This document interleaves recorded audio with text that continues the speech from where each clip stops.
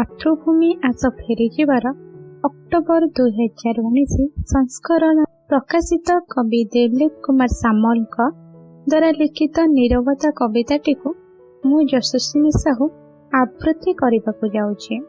କବିତା ନିରବତା। ଚାନ୍ଦ ଆଲୁଅରେ ବସି ନିରୋଳାରେ ଦେଖେ ମୁଁ ତୁମକୁ। ଚାନ୍ଦ ଆଲୁଅରେ ବସି ନିରୋଳାରେ ଦେଖେ ମୁଁ ତୁମକୁ। ଭାବ ରାଇଜର ଭାବୁକଟିଏ ସାଜିଯାଏ। ହଁ, ଭାବ ରାଇଜର ଭାବୁକଟିଏ ସାଜିଯାଏ କେବଳ ତୁମ ସହ ଏକ ହେବା ପାଇଁ। ଉପଭୋଗ କରେ ତୁମର ସେ ଅମାନିଆ ଚଞ୍ଚଳତାକୁ।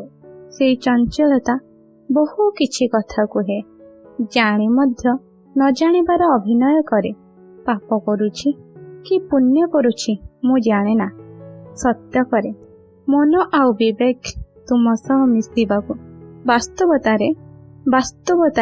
ବାସ୍ତବତା କ'ଣ ମୁଁ ଜାଣେ ଆଉ ତୁମେ। ସମୟ ଡାକି କାନେ କହିବ, ସମୟ ସବୁ କିଛି କରେ, ସବୁ ହେବ ଅପେକ୍ଷା କାହା ସମ୍ମତିର। ତୁମେ ଶିରା ପ୍ରଶିରାରେ ଭରି ଦିଅ ଆଶାମାନ, ପୁଣି କେବେ ମନର ସାନ୍ତ୍ୱନା। ସାଗର ମଝିରେ କୁଆଟିଏ ପରି ଲକ୍ଷ୍ୟହୀନ ହେଲେ କେଜାଣି କେଉଁଠି ଥାଅ।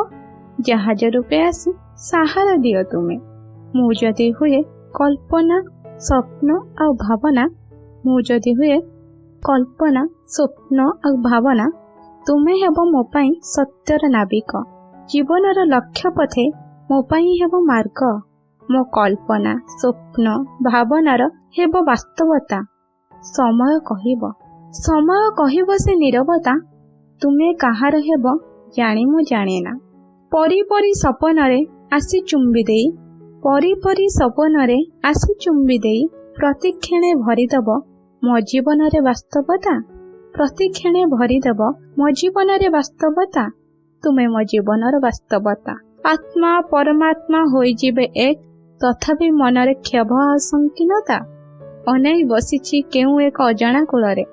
ଅନାଇ ବସିଛି କେଉଁ ଏକ ଅଜଣା କୂଳରେ, ପ୍ରାଣ ମୋର ହୁଏ ଧକ୍ ଧକ୍। ଚୁରି ଦେବନି ତ ତୁମର ସେ କଥା, ବିଶ୍ୱାସରେ ଜହର ଭରି ଦେବନି ତ। ଘନାଘୋଟ ଅନ୍ଧାରରେ ମୋ ପାଇଁ ହେବ ଆଲୋକର ପଥ। ବିଶ୍ୱାସ ଥିଲେ ବି ଭରସନି ମନ, କାହିଁ କେଜାଣି ଲାଗେ ଶଙ୍କା। ଅପେକ୍ଷାରେ ଅଛି ରାଧା, ତୁମେ ଆସିଲେ ହେବ ମୋ ନାୟିକା।